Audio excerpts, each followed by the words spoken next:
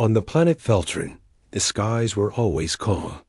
3 bright moons circled above, and nothing had disturbed the peace for 100 years. People believed war was over. They believed fear was gone. And they believed one more thing, that humans were just a myth dot inside the great council hall. Tall pillars reached toward a glass ceiling. Lights shimmered above the heads of the most powerful leaders in the region. Counselor Darrow, an old and proud figure, stood at the center and laughed. "Humans?" he said, voice echoing. "Stories for children. Ghost tales from the lost sectors. They are extinct." Other council members nodded. Only one young voice, a quiet analyst named Rima, spoke up. "Counselor, what if the stories were warnings, not myths?" Darrow waved his hand. "Nonsense. Our records show nothing. Humans vanished 500 cycles ago. No signals, no ships, no signs." But Rima wasn't so sure. She had seen something strange in the last few days. A deep space listening station had picked up a patterned short, pulsing signals. Old Earth code. It was so old, most computers couldn't even read it. Only the old machines knew what it meant. That night, while others slept, Rima stayed behind in the observation tower. She looked out into the stars through a high-powered scope. Nothing at first. Then she saw movement. Tiny shadows, far in the distance. But they were too many. And they were silent. She leaned forward. No lights, no signal. But there. Coming. The next morning, an alert sounded through Veltrin's skyports. The outer sensor grid had detected over 3,000 unidentified ships entering their outer zone. All silent. No registration. No response to hails. Panic spread like wildfire. Military officers rushed into control rooms. Defense drones were launched to scan the unknown ships. But the drones didn't return. They vanished. The commander shouted. "No trace," the technician replied. Like they were swallowed. In the capital, people began looking up. First, there was just one ship in the sky, then 10, then hundreds. They weren't sleek or shiny. They were dark, black metal. No lights, no noise, just floating like monsters from a forgotten age. The largest of them blocked out one of the moons completely. Shadows fell across the cities. Buildings darkened. Sunlight vanished. The people of Veltrin froze. Some cried, some ran. Others just stared. In the council hall, Rima stepped forward again. "They're here," she whispered. "It's them. It has to be." Darrow shouted. "We? Don't know that. No one has confirmed anything." A loud voice broke through the emergency channel. "This is Outpost Delta 9, the message said. "We saw them up close. Giant warships, no weapons drawn. But they're watching us." Then silence. No one knew what to do. Weapons were useless if the enemy never fired first. Communications were blocked. No scans worked. All they had was fear.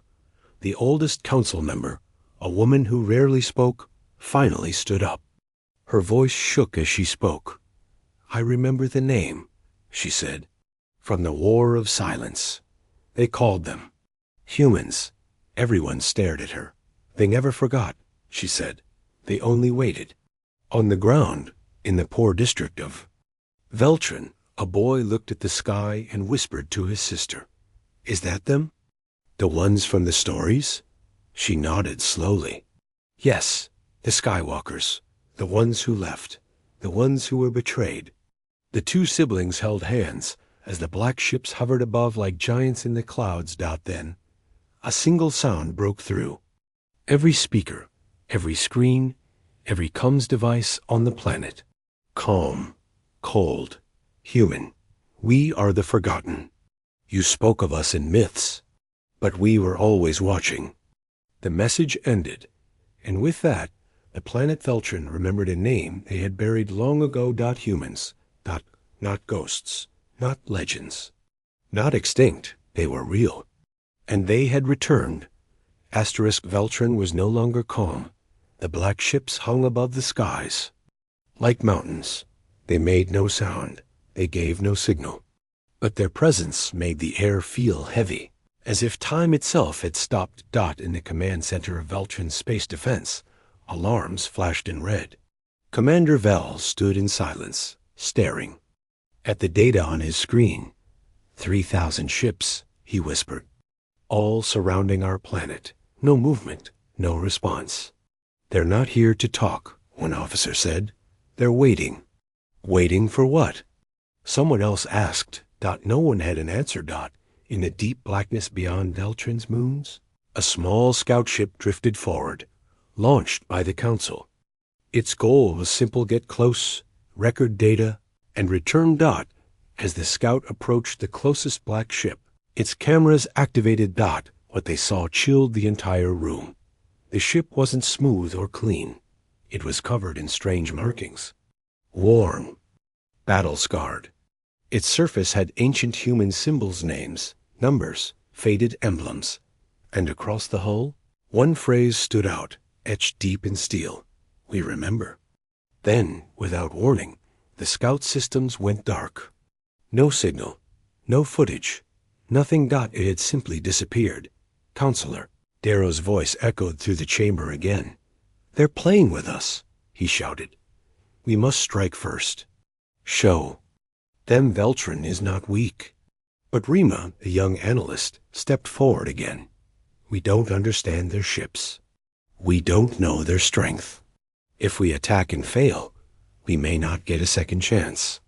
We can't just wait here and do nothing. Another counselor yelled. Then a voice broke in from the emergency channel, this time from a refugee vessel in orbit. We tried to escape. We launched early, but they were already there. They didn't fire. They just watched and followed. The voice trembled. Their ships passed us so close, we saw human faces in the windows. They were calm, silent, but their eyes? Static. On the streets below, fear had taken hold. Shops were closed. Lights turned off. Families hid in basements. Children clutched. Old books with drawings of warriors from Earth, once laughed at, now feared again. A small girl whispered to her mother, "Will they hurt us?" Her mother hugged her tightly. "I don't know, little one, but I think they've been hurt more." Back in the council chamber, an emergency decision was made. Send a message, not a threat, not a demand, just a simple message, asking, why? Are you here? They broadcast it on every channel, in every language, across every frequency. Silence. 5 minutes passed. Then 10. Just when the council began to lose hope, screens lit up again.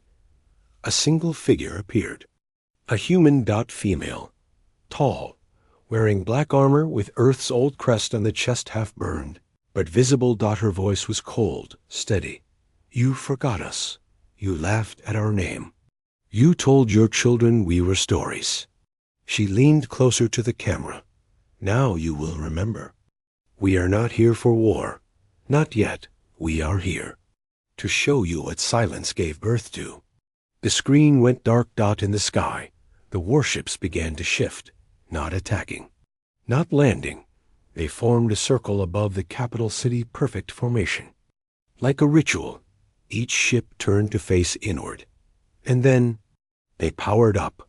The sky glowed red. It was not a weapon. It was a warning. Commander Vel clenched his fists. They want us to see what power looks like. No, Rima said softly beside him. They want us to feel what fear feels like. Just like they did. That night, people of Veltron did not. Sleep. Above them, the legend had become real. And the sky had turned into a shadow of war. Not a single shot had been fired. Not a single ship had landed. But the message was clear. Humanity had returned, and this time they would not be forgotten. Asterisk. The Black Fleet did not move. It did not fire. It only watched. VELT ran, once proud and full of life, now felt like a world on pause. The people barely spoke. They looked at the sky and wondered if today would be their last dot inside the council. Paul, the leader, sat in silence. Every screen showed the fleet hovering in perfect formation, a circle of darkness above their cities, not touching the ground, not answering messages. Then, without warning, a ripple of light appeared in the sky above the capital, a beam of shimmering energy, not an attack, but a signal. And then she appeared, a hologram, towering and bright, human, female, her skin pale, eyes like steel, and her voice smooth but cold. "I speak for Earth," she said, "and I remember everything." The council stood in silence. "I am Envoy Kale," the woman continued. "You left Earth to burn. You sealed our space and called. You've forgotten. We were not extinct. We were evolving." She walked forward in the projection, every movement sharp, every word controlled. "You laughed at our cries. You closed your borders. You told your children we were legends." Counselor Darrow stepped forward. "You speak of betrayal. Yet we offered help in the past." Kale's gaze narrowed. "You offered silence. You gave us quarantine. And then you erased us." The people of Veltron watched from streets, rooftops, and shelters. The image of the human envoy played on every screen. It wasn't just a message. It was a reckoning. Kale raised her hand. Behind her, a live feed appeared. Images from Earth, cities in ruins, oceans boiling, skies on fire. And then humans, rebuilding underground, training, crafting war machines unlike anything the galaxy had seen. Giants of steel, ships forged in ice and silence. "While you looked away," she said, "we prepared." In a quiet room, young analyst Rima leaned closer to her terminal. She studied Kale's face, her tone, the ships. "They're not just here to scare us," she whispered. "They want something." "But what?" Inside the council hall, another message appeared. A data file marked with Earth's original flag. It was a list, names, hundreds of worlds. Darrow scanned the file. His face turned pale. These are all the planets that rejected Earth's help during the War of Collapse." "Correction," Kale said. "These are the ones who voted for our exile." One of the counselors cried out, "But most of us weren't alive then. That was centuries ago." Kale's voice turned ice cold. Pain remembers. In the refugee district of Veltron, a boy named Luno sat beside his older sister, eyes wide. "They're not here to fight," he said. "Then why are they here?" she asked. He pointed at the screen. "To remind the galaxy, humans are real, and they haven't forgotten what was done." In orbit, the Black Fleet slowly rotated. The ships moved with machine-perfect timing.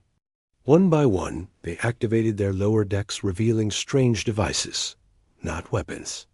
Not bombs. Screens. Each one playing history. Each one telling Earth's story. The truth no one wanted to remember. Back on Veltron, the council scrambled. "We must offer peace," Darrow said. "We must show them we mean no harm." But no message could get through. The humans weren't answering anymore. Kale had spoken. Now Earth was watching. That night, something strange happened. Lights above the capital blinked off one by one. In a wave across the city. Then the stars above the fleet shimmered and changed. New ships appeared. Bigger, older, silent. They had not come alone. And now the galaxy would learn humanity was not just back. It had grown stronger than ever.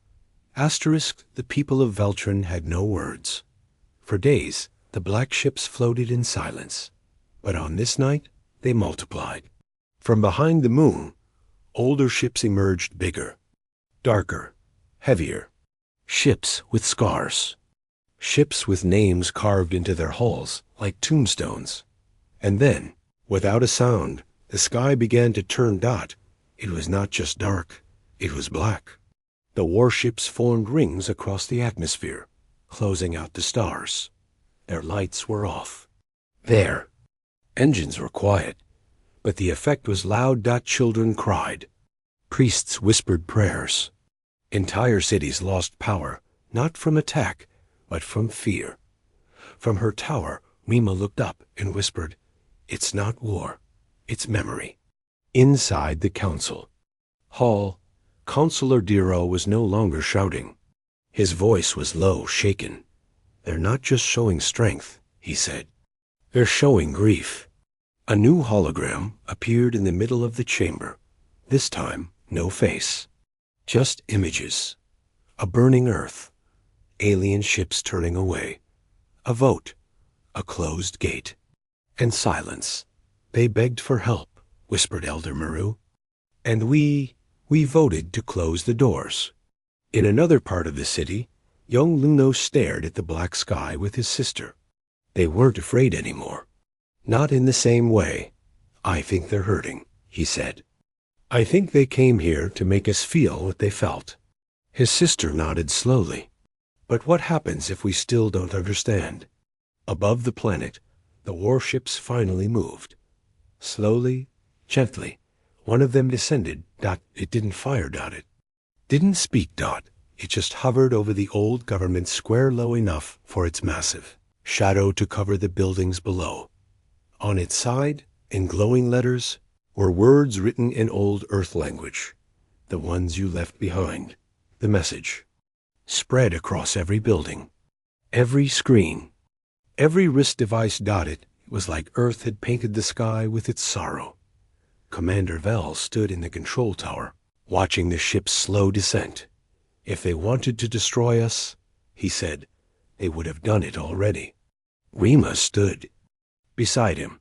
"They want us to feel powerless, the same way they felt when no one answered." He looked at her. "Do you think they'll attack?" She shook her head. "I think they already won." Back in the council hall, chaos turned into guilt. Some demanded apologies. Some wanted to surrender. Others still held on to pride. "They're using fear," one counselor said. "This is psychological warfare." Elder Meru stood tall. "No. This is justice. Cold and patient justice." In the night sky, the stars finally disappeared completely.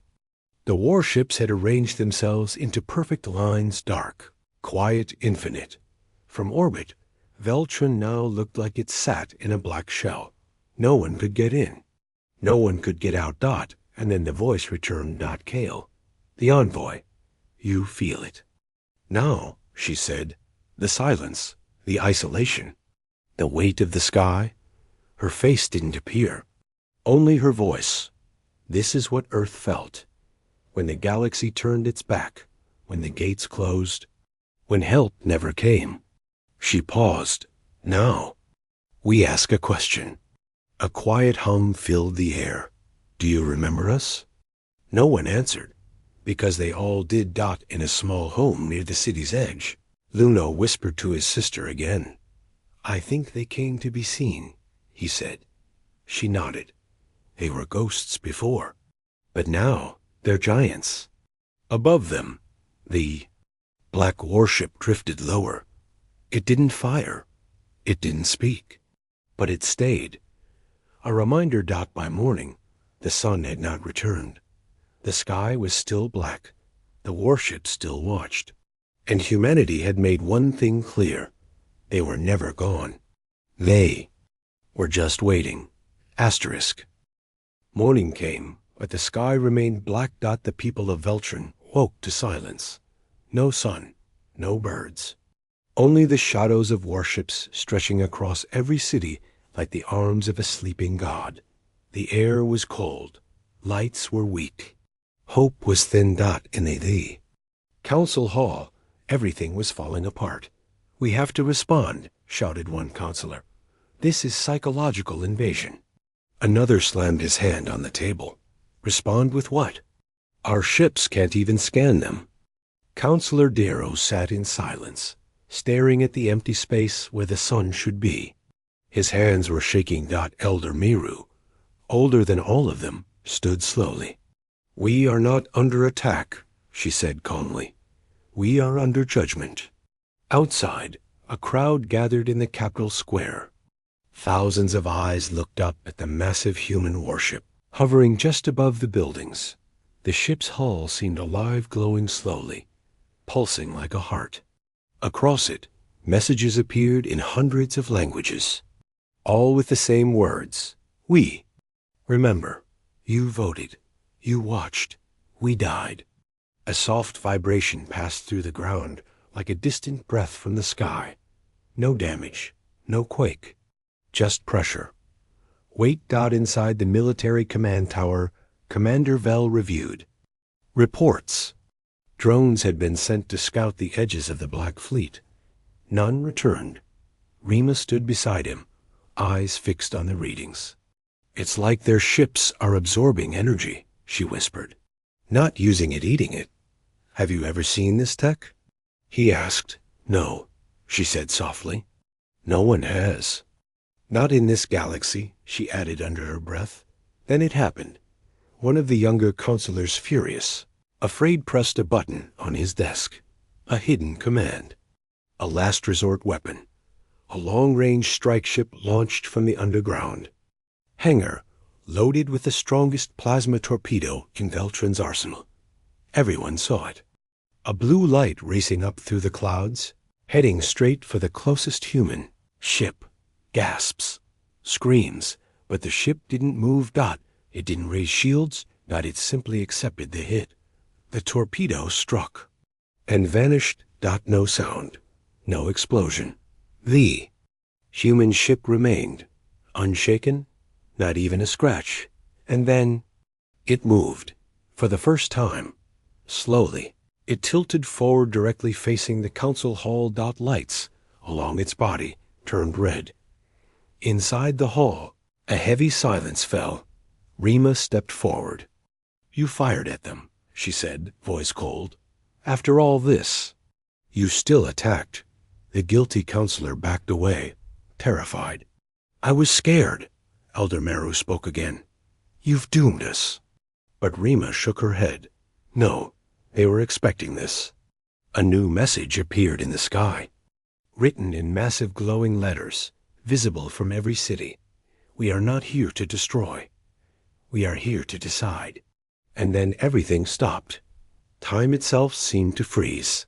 Every device, every signal, every system. A bright beam of light shot down from the lead warship directly into the council hall. But it wasn't a weapon. It was a doorway. From the light, a single figure stepped through. Human. A woman. Not Kale. Someone else. Younger, with long black hair and armor made of strange, smooth metal. Her eyes scanned the room. Cold, ancient, tired. "I am Judge Marl of Earth," she said. "You have been seen. Now you will be heard." No one could speak, not even Darrow. "We offer no war," she said. "But we offer one chance." A small black sphere floated beside her. She touched it, and it lit up with faces, names, records, proof of everything the galaxy had done to Earth. Then she asked just one question. "Why?" The council broke. Some fell to their knees. Some wept. Others screamed at each other, throwing blame like fire. But no answer came, because no excuse was enough. And above them, the Black Fleet waited, quiet, cold, and patient. They had not come for blood. They had come for truth. And now they would decide what came next. Earth's judgment. Approx. 800 words. Third-person style. Simple, basic English. Judge Morel stood in the center of the council hall. She said nothing more. She simply waited. The silence grew heavier than any weapon. Around her, the council members argued, begged, and panicked. But Morel did not move.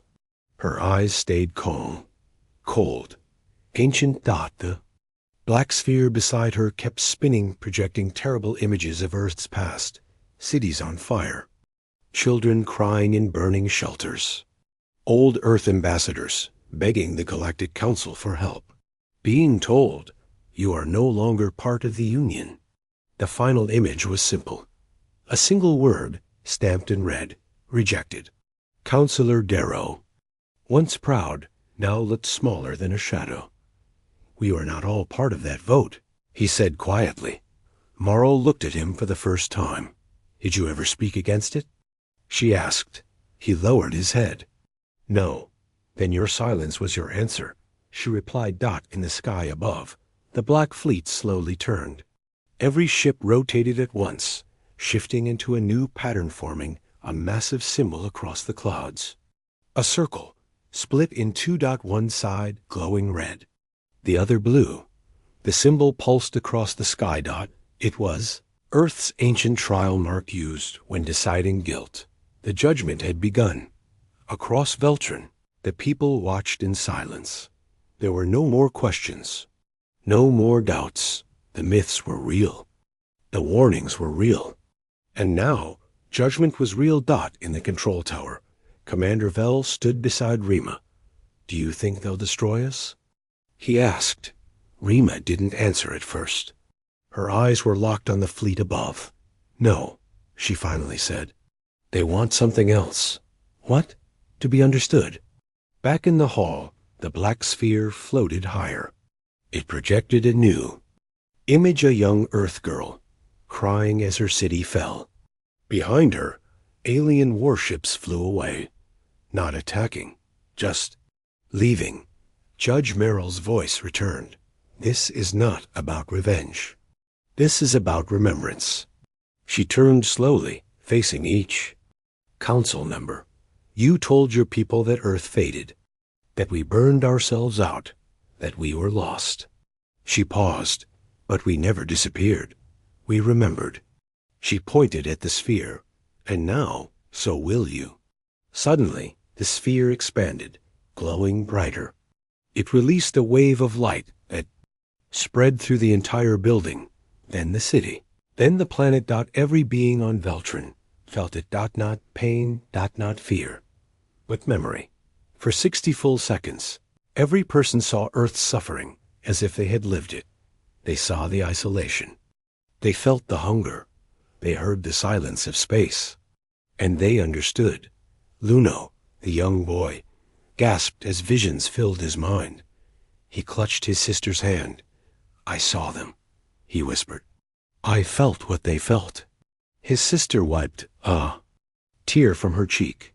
Me too. Around the city, others dropped to their knees. Not from force, but from guilt. Inside the hall, Judge Marral spoke again.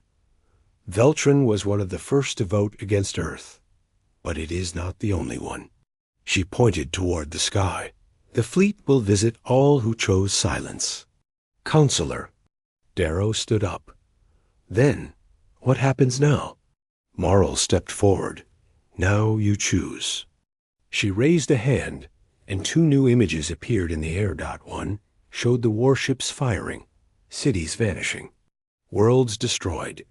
The other showed Veltron under Earth's flag rebuilt, watched but not ruled. You can face extinction, she said, or you can face truth. Elder Maru stood slowly, looking straight into Merrill's eyes. We remember now, she said. We accept your truth. Marral gave a small nod. Then Earth will watch, she replied, not as conquerors, but as memory made flesh. The sky changed again. The ships slowly turned. Red lights faded.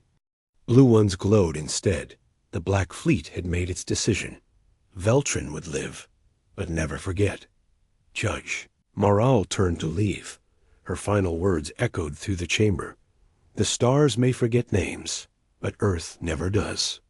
Then she vanished into the beam of light, and the warship above the capital began to rise. The judgment was over, but history had just been rewritten. Asterisk. The sky began to change. For the first time in days, a thin line of sunlight slipped through the wall of black ships. Slowly, the shadows pulled back. One by one, the massive human warships turned, their dark forms rising into the upper atmosphere. Like sleeping giants awakening, Veltrin took its first breath again. The people looked up, not with fear, but with awe. Above them, the stars were returning, and with them, understanding. In the council hall, silence still hung heavy. No alarms, no yelling, just the quiet after truth. Counselor Darrow stood by the window, watching the human fleet climb higher into orbit. "We were wrong," he whispered. "So very wrong, Elder." Meru closed her eyes. "We built our peace on their pain. Now we live under their shadow." Rima stepped forward. Her voice was soft, but sure. "Not shadow," she said. "Memory." High above, the lead ship marked with Earth's oldest symbol hovered one last time over Veltrin's capital. From its side, a new beam of light fell. This one was golden, warm. And from that beam, a single figure stepped down. Not armored, not glowing. Just a woman. Simple clothing, bare hands, no weapons. She walked through the crowd in silence. Her presence parted the people like wind through tall grass. Some watched her with wide eyes. Others lowered their heads in respect. She reached the city square and climbed the old stone platform where laws were once read. And there she spoke. "I am not a warrior," she said. "I am not a judge."